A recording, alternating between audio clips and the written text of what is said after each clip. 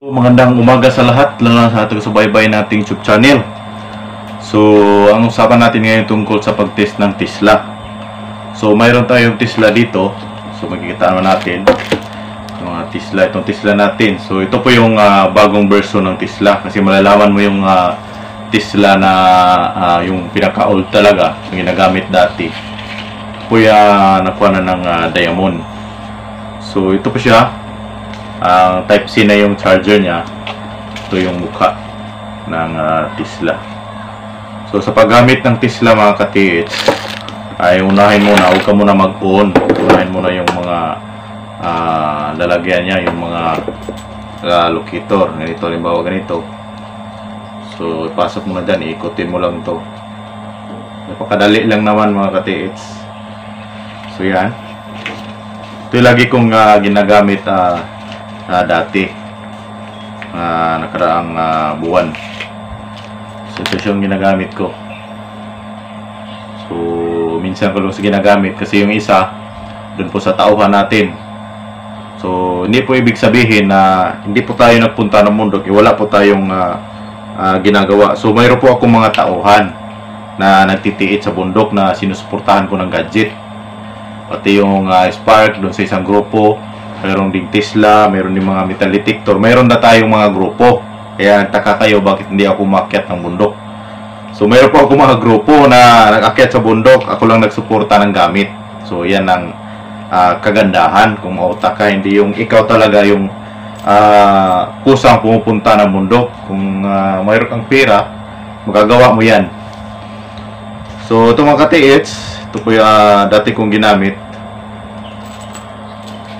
So, bago siya ay naka-fold na dyan sa dyan. So, mga ka-TH natin dyan na mayroong Tesla, alin kanya. Pasok na natin siya dito. Ayan. Pasok natin dyan. So, halimbawa nakapasok na. So, yun natin yung locator natin. Tesla. Ayan. Dito ka lang mag-on. At ilaw yan. So, antayin mo na lang.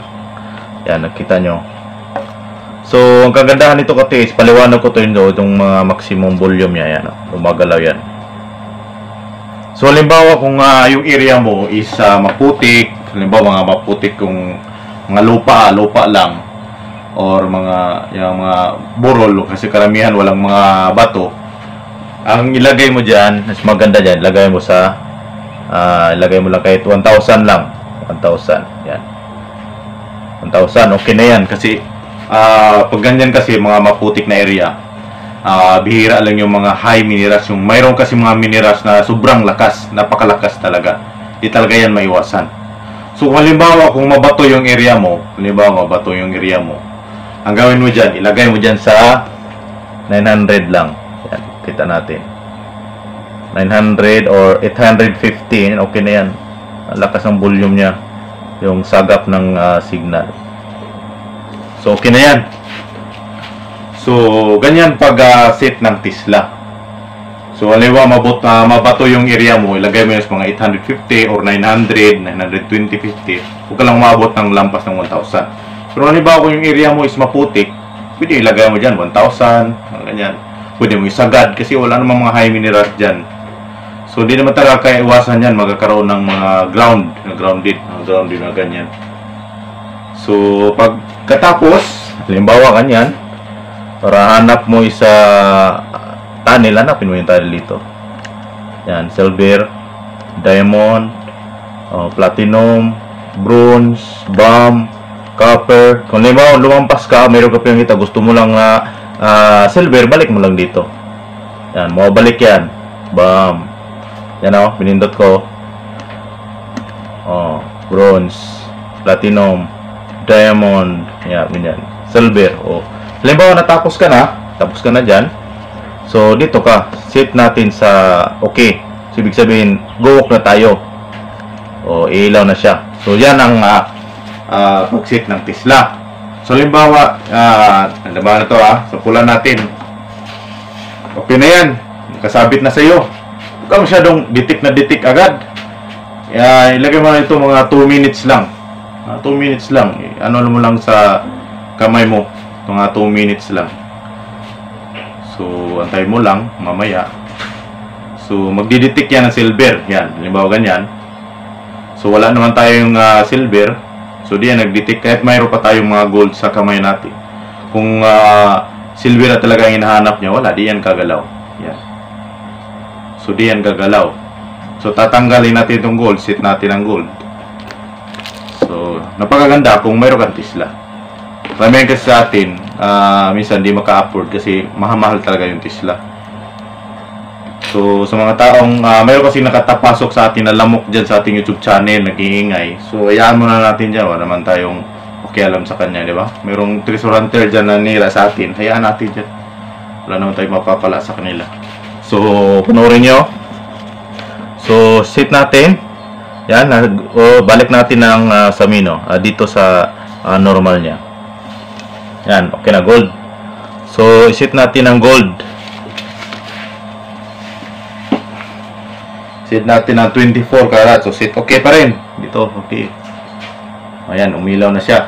So sa paghawak nito, dapat huwag masyadong higpitan. Sikreto lang pala yan. So sa ganito, ayan natin yan. Mga 2 minutes lang. Galawin muna natin para mga bara, mga ganyan. Dapat yung focus mo sa Tesla mo, dapat sa Bisaya pag ampingan mo na, ampingan po na yung Tesla, dili kay basta-basta na lang gamiton. Bro, ituring mo na partner mo to, partner mo na, kana ba? So, halimbawa ganyan. So gumagalaw yan, di ba? Gumagalaw siya kasi dito yung gold natin. So gumagalaw talaga siya.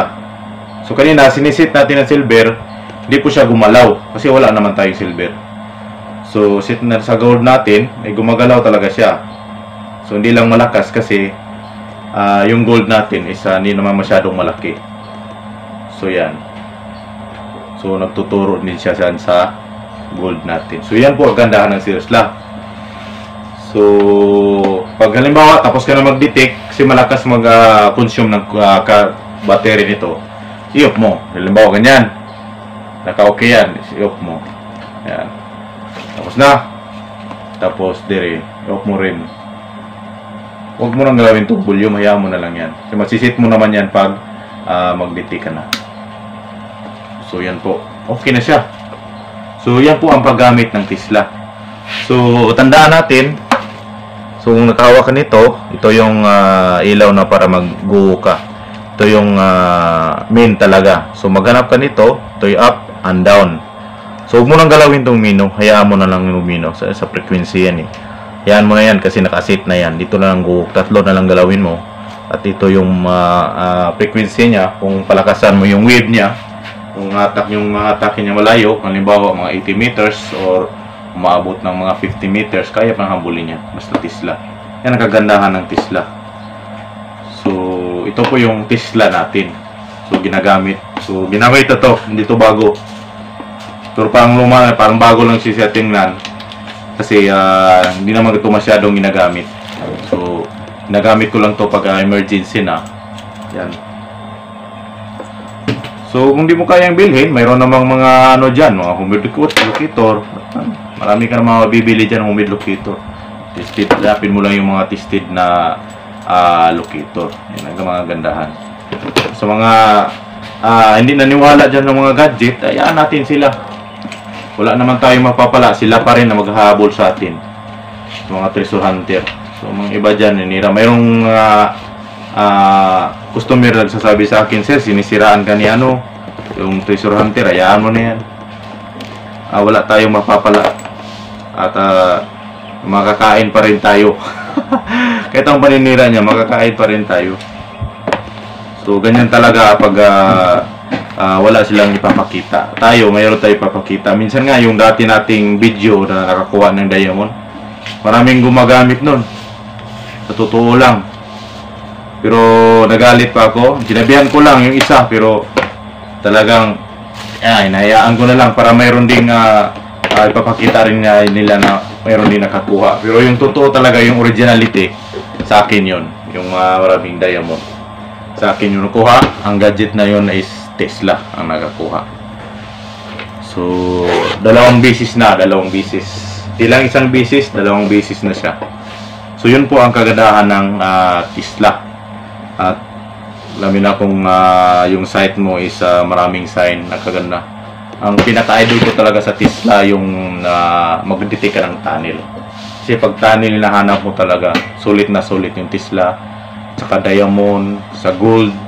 Hindi ko pa na-try to sa talagang paghatak ng platinum, mga palladium. Hindi ko pa na-try to na gano'n kalayo at kalakas. Pero sa gold talaga, tested talaga siya. Ang pinaka-tested talaga sa akin kasi lagi kong gumagamit ito, halimbawa pag tunnel. So mas maganda siya sa tunnel. Kasulit ang Tesla. Kung mayroon kang scanner na kahit murahin lang kasi napaka-importante naman to Tesla naman. Pinaka-importante kasi yung scanner is backup lang yan. So yan ang kagandahan. So gamitin ng Tesla or with locator, backup mo yung scanner sa ilalim. Maganda. So yung mga tis, maraming salamat sa nanood natin yung channel. Ito po si Mindanao Hunter Sign. So kung gustong bumili, pwede kayong mag-message sa akin. Pwede naman kayo mag-message din sa iba. So walang pilitan dito. So ganun lang mga ka-TH. Good morning. Sa mga lahat nagpabasa sa akin, nagme-message din ako. Hindi ko lang mahabol-habol lahat na pagbasa kasi maraming nagpabasa sa atin. At sa order, may mga customer. So inuuna ko talaga yung mga customer ko kaysa mga hindi ko customer. Napaka-importante yung mga customer ko. Kung gusto mo rin maturuan, mabasa ko yung mga sign mo, alam mo na yung patakaran natin. So wala namang pilitan dito. Kung gusto mo, doon na kayo sa iba. Maraming nagsabi sa atin na paano daw makabili nito. So makabili nito, tuturuan ba tayo? Hindi, pag makabili ka nito, tuturuan naman kita. Lalo sa mga sign, lagi ako nagbabasa. So hindi ko tulad ng ibang customer na nagsasabi sa akin na mayroon daw silang nabili, hindi naman sila tinuruan. So di ko na problema yan, labas na ako niyan. Kaya hindi ko rin ituro sa iyo kung paano talaga ang tamang paghawak ng Tesla. Mayroong magandang hawak ng Tesla na hindi ka mamahirapan talaga. Lalo sa mga bawal sa Tesla, mayroong mga bawal ng Tesla, hindi mo pwedeng ihulog. Hindi mo yan pwedeng painitan. Pwedeng initan yan, hindi mo pwedeng daganan. Kasi masisira yan eh. So yun lang mga tis, maraming salamat at God bless po sa tunod natin channel.